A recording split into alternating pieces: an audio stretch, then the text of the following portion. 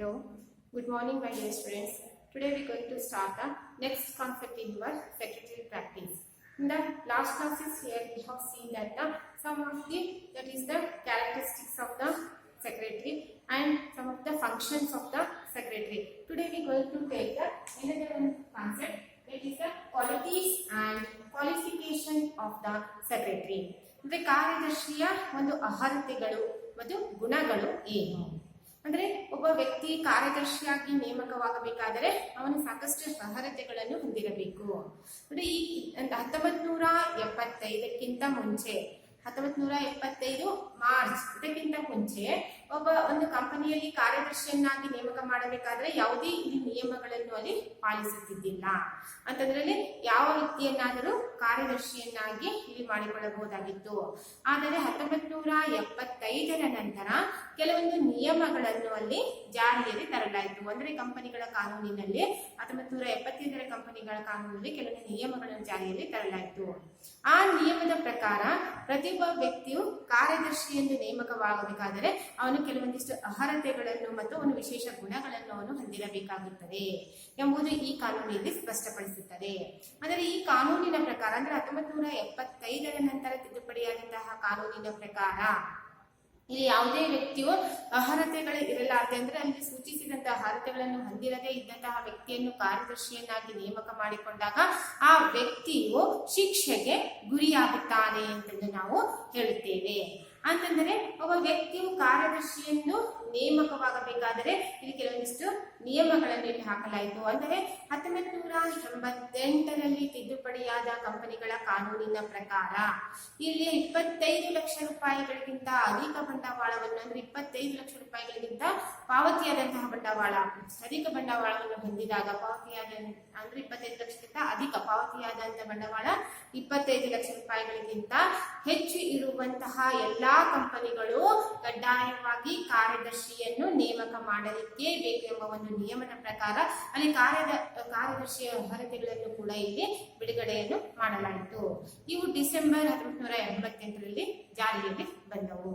ಅಂತಂದರೆ ಇವು ಅರ್ಹತೆಗಳನ್ನು ಸಾಮಾನ್ಯವಾಗಿ 2 ಪ್ರಕಾರಗಳಲ್ಲಿ ನಾವು ವಿಂಗಡಿಸಿದ್ದೇವೆ. ಒಂದು ಶಾಸನಬದ್ಧ ಅರ್ಹತೆಗಳು ಮತ್ತು ಇನ್ನೊಂದು ಸಾಮಾನ್ಯ ಅರ್ಹತೆಗಳು. ಶಾಸನಬದ್ಧ ಅರ್ಹತೆಗಳು ಅಂತಂದರೆ ಕಂಪನಿಗಳ ಕಾನೂನಿನ ಪ್ರಕಾರ ಒಬ್ಬ ವ್ಯಕ್ತಿಯು ಹೊಂದಿರಲೇಬೇಕಾದಂತಹ ಅರ್ಹತೆಗಳೇ ಶಾಸನಬದ್ಧ ಅರ್ಹತೆಗಳು. ಇವು ಯಾವುವು ಅಂತಂದರೆ ನೋಡಿ, ಮೊದಲನೇದಾಗಿ ಒಂದು ಕಂಪನಿಯಲ್ಲಿ ಪಾವತಿಯಾದಂತಹ ಬಂಡವಾಳ 2 ಕೋಟಿ ರೂಪಾಯಿಗಳಿಗಿಂತ ಅಧಿಕವಾಗಿದ್ದರೆ ಅಂತಹ ಒಂದು ಕಂಪನಿಯು ಭಾರತದ ಒಂದು ಕಂಪನಿಯ ಕಾರ್ಯದರ್ಶಿ ಸಂಸ್ಥೆಯ ಸದಸ್ಯನಾಗಿರುವಂತಹ ವ್ಯಕ್ತಿಯನ್ನೇ ಕಾರ್ಯದರ್ಶಿಯನ್ನಾಗಿ ನೇಮಕ ಮಾಡಬೇಕು. ನೋಡಿ, 2 ಕೋಟಿ ರೂಪಾಯಿಗಳಿಗಿಂತ ಅಧಿಕವಾದಂತಹ ಒಂದು ಕಂಪನಿಯು ಕಾರ್ಯದರ್ಶಿಯನ್ನು ನೇಮಕ ಮಾಡಬೇಕಾದರೆ ಆ ವ್ಯಕ್ತಿ ಏನಾಗಿರಬೇಕು ಅಂದರೆ ಭಾರತದ ಕಂಪನಿಯ ಕಾರ್ಯದರ್ಶಿಗಳ ಸಂಸ್ಥೆಯ ಸದಸ್ಯನಾದಂತಹ ವ್ಯಕ್ತಿಯನ್ನೇ ಕಾರ್ಯದರ್ಶಿಯನ್ನಾಗಿ ಅವರು ನೇಮಕ ಮಾಡಬೇಕಾಗುತ್ತದೆ. ಮತ್ತೆ ಇನ್ನೊಂದು ಏನಂತಂದ್ರೆ ಇಲ್ಲಿ 2 ಕೋಟಿಗಳಿಗಿಂತ ಕಡಿಮೆ ಪಾವತಿಯಾದಂತಹ ಬಂಡವಾಳವನ್ನು ಹೊಂದಿದಂತಹ ಎಲ್ಲಾ ಕಂಪನಿಗಳು ಈ ಒಂದು ಅರ್ಹತೆ ಅಲ್ಲದೆ ಇನ್ನಿತರ ಅರ್ಹತೆಗಳನ್ನು ಕೂಡ ಸೇರಿಸಲಾಗಿದೆ. ಏನಂತಂದ್ರೆ ಇಲ್ಲಿ ಮನ್ನಣೆ ಪಡೆದಂತಹ ವಿಶ್ವವಿದ್ಯಾಲಯ ನೀಡಿದಂತಹ ಕಾನೂನಿನ ಪದವಿ ಮತ್ತು ICAI ಅಂದ್ರೆ institute of chartered accountant of India ಇದು ನೀಡಿದಂತಹ ಸದಸ್ಯತ್ವವನ್ನು ನೀಡಿದಂತಹ ವ್ಯಕ್ತಿ ಮತ್ತು ICWAI Indian cost and works accountant of India ಈ ಒಂದು ಇನ್ಸ್ಟಿಟ್ಯೂಟ್ ಅಂದ್ರೆ ಈ ಸಂಸ್ಥೆಯು ನೀಡಿದಂತಹ ಸದಸ್ಯತ್ವವನ್ನು ನೀಡಿದಂತಹ ಸಂಸ್ಥೆ ವ್ಯಕ್ತಿ ಮತ್ತು ವಿಶ್ವವಿದ್ಯಾಲಯ ಯಾವುದೇ ವಿಶ್ವವಿದ್ಯಾಲಯವು ನೀಡಿದಂತಹ ಮ್ಯಾನೇಜ್ಮೆಂಟ್ ಸೈನ್ಸ್ ನಲ್ಲಿ ನೀಡಿದಂತಹ ಒಂದು ಏನಂದ್ರೆ ಸ್ನಾತಕೋತ್ತರ ಪದವಿ PG ಆಗಿರಬೇಕು. ಯಾವುದು ಮ್ಯಾನೇಜ್ಮೆಂಟ್ ಸೈನ್ಸ್ ನಲ್ಲಿ PG ಆಗಿರಬೇಕು ಆ ವ್ಯಕ್ತಿಗೆ. ಮತ್ತೆ PG ಆಗಿರಬಹುದು, ಡಿಪ್ಲೊಮಾ ಆಗಿರಬಹುದು ಅಥವಾ ಇನ್ನತ್ರ PG ಅಥವಾ ಡಿಪ್ಲೊಮಾ.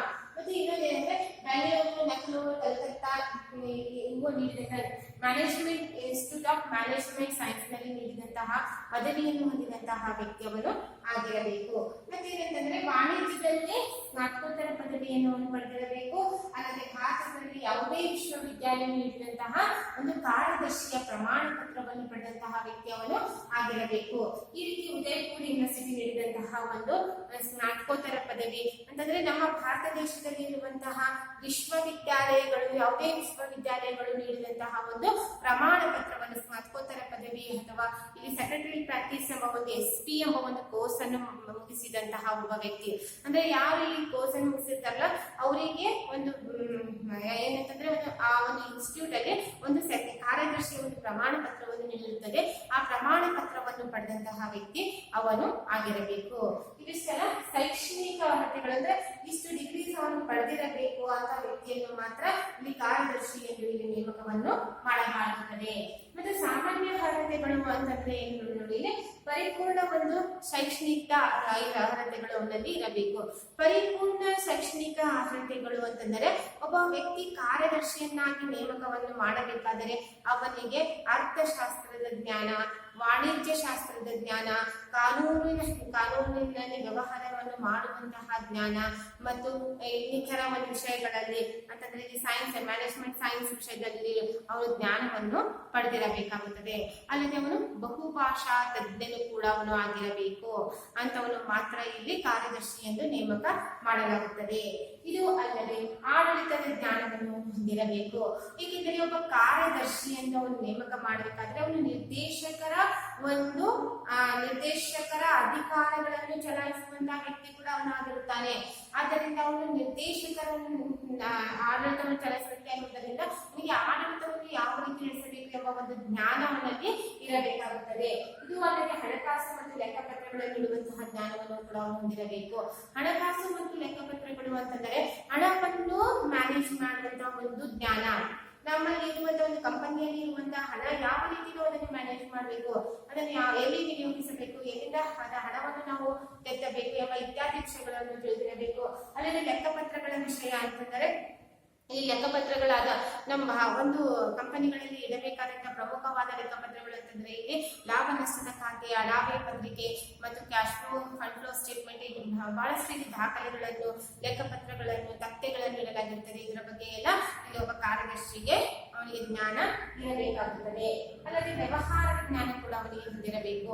ಅಂತಂದರೆ ಇಲ್ಲಿ ಯಾವ ಒಂದು ವ್ಯವಹಾರವನ್ನು ಹೊಂದಿದಂತ ಕಂಪನಿಗಳಲ್ಲಿ ಯಾವ ರೀತಿ ಆಡಳಿತವನ್ನು ನಡೆಸಬೇಕು ಎಂಬುದನ್ನು ತಿಳಿದುಕೊಳ್ಳಬೇಕಾದರೆ ಅವನಿಗೆ ವ್ಯವಹಾರ ಜ್ಞಾನ ಇರಬೇಕು. ಅಲ್ಲದೆ ಒಳ್ಳೆಯ ಒಂದು ವ್ಯಕ್ತಿತ್ವವನ್ನು ಹೊಂದಿರಬೇಕು. ಒಳ್ಳೆಯ ವ್ಯಕ್ತಿತ್ವ ಅಂತಂದ್ರೆ ಅವನು ಮತಿಭ್ರಷ್ಟನಾಗಿರಬಾರದು ಮತ್ತು ಅವನು ಹುಡುಗನಾಗಿರಬಾರದು ಮತ್ತು ಅವನು ಒಳ್ಳೆಯ ಒಂದು ಅಂತಂದ್ರೆ ಲೀಡರ್ಶಿಪ್ ಕ್ವಾಲಿಟಿ ಅಂತ ಹೇಳ್ತೀವಲ್ಲ ನಾವು, ನಾಯಕತ್ವದ ಒಂದು ಗುಣಗಳು ಅವನಲ್ಲಿ ಇರಬೇಕು.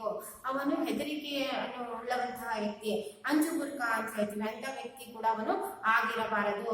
ಎಲ್ಲದರಲ್ಲಿ ಮುನ್ನಡೆಯುವಂತಹ ಒಬ್ಬ ವ್ಯಕ್ತಿ, ಧೈರ್ಯವನ್ನು ಹೊಂದಿದಂತಹ ವ್ಯಕ್ತಿ, ಯಾವುದೇ ಒಂದು ನಷ್ಟವನ್ನು ಮುಂದೆ ಆದರೆ ಆ ನಷ್ಟವನ್ನು ಯಾವ ರೀತಿ ಸರಿಪಡಿಸಬೇಕು ಎಂಬ ಒಂದು ತಿಳಿದುಕೊಳ್ಳುವಂತಹ ಜ್ಞಾನವನ್ನು ಹೊಂದಿದಂತಹ ವ್ಯಕ್ತಿ, ಅಂದರೆ ನಷ್ಟಕ್ಕೆ ಪರಿಹಾರವನ್ನು ಸೂಚಿಸುವಂತಹ ವ್ಯಕ್ತಿ.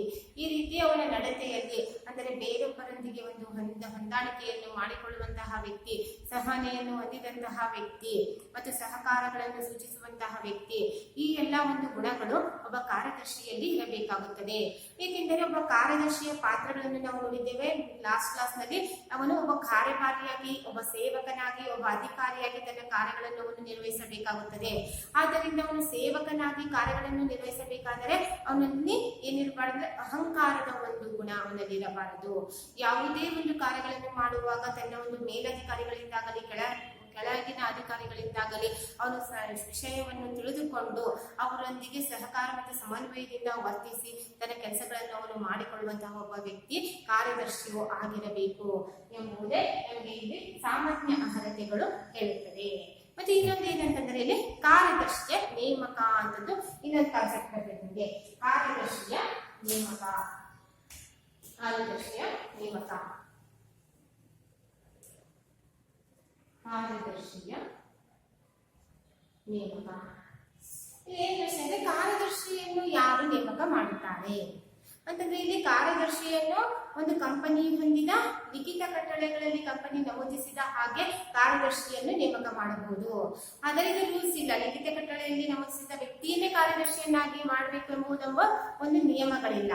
ಆದರೆ ಇಲ್ಲಿ ಕಾರ್ಯದರ್ಶಿಯನ್ನು ಅದರಲ್ಲಿ ನಮೂದಿಸಿದ ಪ್ರಕಾರ ನೇಮಕ ಮಾಡಬಹುದು ಅಥವಾ ನಿರ್ದೇಶಕರ ಮಂಡಳಿಯು ಕಾರ್ಯದರ್ಶಿಯನ್ನು ಇಲ್ಲಿ ಪ್ರಥಮ ಕಾರ್ಯದರ್ಶಿಯನ್ನು ಇಲ್ಲಿ ನೇಮಕವನ್ನು ಮಾಡಬಹುದು. ಆದ್ದರಿಂದ ಇಲ್ಲಿ ಪ್ರಥಮ ಕಾರ್ಯದರ್ಶಿಯನ್ನು ನಿರ್ದೇಶಕರ ಮಂಡಳಿ ನೇಮಕ ಮಾಡುವುದರಿಂದ ಯಾವ ರೀತಿ ನೇಮಕ ಮಾಡುತ್ತದೆ ಅಂತಂದ್ರೆ ಇದು ಪ್ರಥಮ ಸಭೆಯನ್ನು ಕರೆದು ಅಲ್ಲಿ ಕಾರ್ಯದರ್ಶಿಯನ್ನು ನೇಮಕ ಮಾಡುವಾಗ ಕಾರ್ಯದರ್ಶಿಯಿಂದ ಒಂದು ಒಪ್ಪಿಗೆಯ ಪತ್ರವನ್ನು ಅವರು ಪಡೆಯುತ್ತಾರೆ. ಅಂದ್ರೆ ಕಾರ್ಯದರ್ಶಿಯು ಇಷ್ಟು ವರ್ಷಗಳವರೆಗೆ ನನ್ನ ಕಾರ್ಯದರ್ಶಿ ಎಂದು ಇಷ್ಟು ಸಂಬಳದ ಮೇಲೆ ನಾನು ಇಲ್ಲಿ ಕಾರ್ಯದರ್ಶಿ ಎಂದು ಇಲ್ಲಿ ಕೆಲಸ ಮಾಡಲು ಒಪ್ಪುತ್ತೇನೆ ಎಂದು ಒಂದು ಒಪ್ಪಂದ ಪತ್ರವನ್ನು ಅವನು ಯಾರಿಗೆ ನಿರ್ದೇಶಕರ ಮಂಡಳಿಗೆ ನೀಡಿದಾಗ ಆ ಒಪ್ಪಂದ ಪತ್ರದ ಆಧಾರದ ಮೇಲೆ ಕಾರ್ಯದರ್ಶಿಯನ್ನು ಇಲ್ಲಿ ನಿರ್ದೇಶಕರ ಮಂಡಳಿಯು ನೇಮಕ ಮಾಡುತ್ತದೆ. ಮತ್ತು ಇನ್ನೊಂದು ವಿಷಯ ಏನು ಅಂತಂದ್ರೆ ಇಲ್ಲಿ 25 ಲಕ್ಷ ರೂಪಾಯಿಗಳಿಗಿಂತ ಪಾವತಿಯಾದಂತಹ ಬಂಡವಾಳವನ್ನು ಹೊಂದಿದಂತಹ ಪ್ರತಿಯೊಂದು ಕಂಪನಿಯಲ್ಲಿ ಒಬ್ಬ ಕಾರ್ಯದರ್ಶಿಯನ್ನು ಮಾತ್ರ ಇಲ್ಲಿ ಅಂದ್ರೆ ಕಾರ್ಯದರ್ಶಿಯ ಆ ಒಂದು ಕಂಪನಿಯಲ್ಲಿ ಮಾತ್ರ ಅವನು ಕಾರ್ಯದರ್ಶಿ ಎಂದು ಕೆಲಸ ಮಾಡಲು ಅರ್ಹತೆಯನ್ನು ಹೊಂದಿರುತ್ತಾನೆ ಮತ್ತು ಇತರೆ ಕಂಪನಿಗಳಲ್ಲಿ ಅವನು ಕಾರ್ಯದರ್ಶಿ ಎಂದು ಕೆಲಸ ಮಾಡಲು ಅರ್ಹತೆಯನ್ನು ಹೊಂದಿರುವುದಿಲ್ಲ. ಅಂದ್ರೆ 25 ಲಕ್ಷ ರೂಪಾಯಿಗಳಿಗಿಂತ ಕಡಿಮೆ ಬಂಡವಾಳವನ್ನು ಹೊಂದಿದಂತಹ 20 ಕಂಪನಿಗಳಲ್ಲಿ ಒಬ್ಬನೇ ಕಾರ್ಯದರ್ಶಿ ಎಂದು ಕೆಲಸವನ್ನು ಅವನು ಮಾಡಬಹುದು. ಆದರೆ ಅಂದ್ರೆ ನೇಮಕ ಮಾಡ್ಕೊಳ್ಬಹುದು. ಅಂದ್ರೆ ಇಲ್ಲಿ ಒಬ್ಬ ಪಾಲುಗಾರಿಕೆ ಸಂಸ್ಥೆಯನ್ನಾಗಲಿ ಅಥವಾ ಕೂಡು ಬಂಡವಾಳ ಸಂಸ್ಥೆಯನ್ನಾಗಲಿ ಯಾವುದೇ ಒಂದು ಸಂಸ್ಥೆಯನ್ನಾಗಲಿ ಇಲ್ಲಿ ಏನಂತಂದ್ರೆ ಒಂದು ಕಾರ್ಯದರ್ಶಿ ಎಂದು ನೇಮಕವನ್ನು ನಾವು ಮಾಡುವುದಿಲ್ಲ. ಆದ್ರೆ ಕಾರ್ಯದರ್ಶಿ ಎಂದು ನೇಮಕವನ್ನು ಮಾಡಬೇಕಾದರೆ ನೋಡ್ರಿ 25 ಲಕ್ಷ ರೂಪಾಯಿಗಳಿಗಿಂತ ಅಧಿಕ ಬಂಡವಾಳವನ್ನು ಹೊಂದಿದಂತ ಒಂದು ಕಂಪನಿಯಲ್ಲಿ ಒಬ್ಬ ವ್ಯಕ್ತಿಯನ್ನು ಮಾತ್ರ ಕಾರ್ಯದರ್ಶಿಯನ್ನಾಗಿ ಆ ವ್ಯಕ್ತಿಯು ಯಾವುದೇ ಒಂದು ಕಂಪನಿಗಳಲ್ಲಿ ಕಾರ್ಯದರ್ಶಿ ಎಂದು ಕೆಲಸ ಮಾಡಬಾರ್ದು, ಅಲ್ಲಿ ಮಾತ್ರ ಅವನು ಕಾರ್ಯದರ್ಶಿ ಎಂದು ಕೆಲಸವನ್ನು ಮಾಡಬೇಕು. ಅಂದ್ರೆ 25 ಲಕ್ಷ ರೂಪಾಯಿಗಳಿಂದ ಕಡಿಮೆ ಬಂಡವಾಳವನ್ನು ಹೊಂದಿದಂತ ಕಂಪನಿಗಳಲ್ಲಿ ಅವನು 20 ಕಂಪನಿಗಳಲ್ಲಿ ಕೂಡ ಅವನು ಕಾರ್ಯದರ್ಶಿ ಎಂದು ಕೆಲಸ ಮಾಡಲು ಅವನ ಅರ್ಹತೆಯನ್ನು ಹೊಂದಿರುತ್ತಾನೆ. ಈ ರೀತಿ ಕಾರ್ಯದರ್ಶಿಯ ಒಂದು ನೇಮಕವನ್ನು ನಾವು ನೋಡಿದ್ದೇವೆ. ಇಲ್ಲಿಗೆ ನಿಮ್ದು ಮೊದಲನೇ ಚಾಪ್ಟರ್ ಇಲ್ಲಿ ಕಂಪ್ಲೀಟ್ ಆಗ್ತದ. ಇದ್ರ ಮೇಲೆ ಕ್ವಶನ್ಸ್ ಅನ್ನು ನೀವು ನೋಡ್ಕೊಳ್ಳಿ. ನಿಮ್ಗೆ ನೋಟ್ಸ್ ಹಾಕಿದ್ದೀನಿ ಫಸ್ಟ್ ಚಾಪ್ಟರ್. ಆ ಫಸ್ಟ್ ಚಾಪ್ಟರ್ ಮೇಲೆ ಕ್ವಶನ್ಸ್ ಅನ್ನು ನಾನು ಸೆಂಡ್ ಮಾಡ್ತೀನಿ. ಆ ಕ್ವಶನ್ಸ್ ಮೇಲೆ ನೋಟ್ಸ್ ಅನ್ನು ನೀವು ಮಾಡ್ಕೋಬೇಕು. ಓಕೆ, ಬಾಯ್.